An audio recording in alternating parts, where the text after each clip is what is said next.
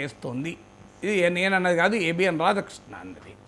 So అందువల్ల రేపు 2029కి వచ్చే వరకు డెఫినెట్గా ఒక క్వశ్చన్ వస్తుంది.